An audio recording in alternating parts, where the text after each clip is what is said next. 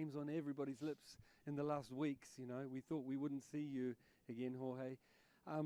You know, the last couple of years, my job has been to watch you and other riders closely, and the thing that I really notice watching you here is how healthy, happy, and relaxed you've looked. You know, when I've watched you at Sepang the first time that you haven't been racing, and I'm really curious why. Like, how does it feel? Why do you look and look relaxed, healthy, and and good?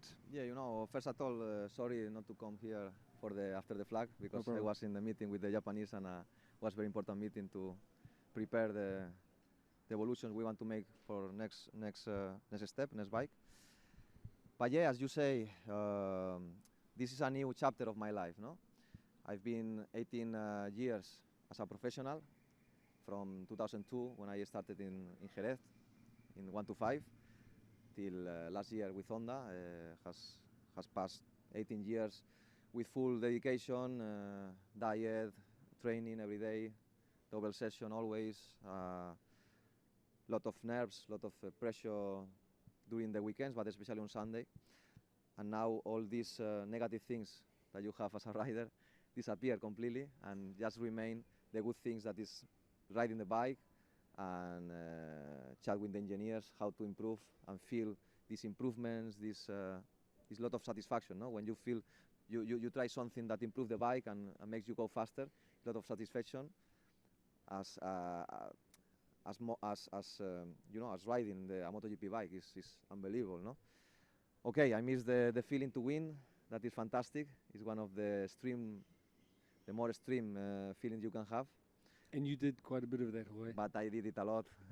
Luckily for me, in my career, I win many championships and especially many races, so I don't miss so much this. But obviously, a little bit I will miss, but I don't care, because I have more positive things and a lot of negative things I don't have anymore. Great. I mean, I raced for 20 years. I didn't win anything like as much as you did. You had a much longer career, exactly. One MotoGP race, no? Yeah, which I'm pleased about, you know. But the thing is, it takes up all of your life, doesn't it? You know, your whole life is racing. You know, everything revolves around there. And when you stop, it leaves a massive hole, I found. I know you're just feeling that, you know, for the first time. But what do you plan to fill that with? What do you have, goals, passion, something else? I'm curious. Exactly, especially when you are such a perfectionist person like I am, no? Or I was. I was very perfectionist, so if I do something, I want to do it perfect. I want to get the maximum. So that means that you need to spend all day, every day, just focus 90% of the time thinking about motorbikes. And you cannot enjoy a lot with the friends, with the family, traveling without racing, and all these kind of things, that go party, all these kind of things that normal people enjoy. So now I am able to do these things 80% of the before, 80% of the time, maybe 20 as a test rider, but now 80% of the time I can do these kind of things. Yep. So it's a perfect role, it's a perfect combination. So many things I have in mind. You know, I like, as you see in my Instagram, I like cars. I collect some cars. I like, to find opportunities on business like real estate or the stock market, or just some new business that I can help to grow. So life is very big. Life is full of opportunities. So it's important always to improve, to learn something every day, and I'm now in this process. No? Just before we move on to more work topic, I'm curious, can you see yourself with wife and kids, family in the future, or not? It's too far away. Well, you know, it's not an obligation, you know. Looks like if you don't have kids or you don't get married, life is incomplete, no? And it's not like this, you know. Life can be a lot of difference between each person, but obviously will be a very nice feeling. Anyway, when you have a kid, it's not only about you. It's 80% about the kid. So you cannot enjoy like you do when you are Alone, yeah. alone and you are not father, no? Yeah. So you need to take this in count, and when you are ready and you have enjoyed a lot of things in your life and for many years, then maybe I think will be the good time for me to do it. But for the moment, I have a lot of things to do, to enjoy, and for the moment I am okay like this. Great. If you don't mind, I'd love to ask you about your new job, developing the. I mean, Yamaha must be super happy to have a guy your level to help them develop the bike, because the test team is, as we've seen, is becoming more and more important because less and less tests that the racers are allowed to do. So I'm curious, apart from developing the bike, answering the questions for Yamaha, do you work closely with the other Yamaha riders? Do you see it building into conversations between you and the other riders, comparing? Yeah, for sure. As you say, tests become very important, and it's crucial not to find a good direction suddenly and very quick, because you already come on winter on Sepang, 1 month before start everything, and if you find that you make a mistake on the direction of the engine or in the chassis, you don't have time to change it. The engines are freeze, and you don't have any margin to change it, no? So it's very important, the end of the season, the last month of the season, to prepare the bike for next season, because in the winter you have 2 or 3 tests, you don't have time. So it's very important, don't lose this direction.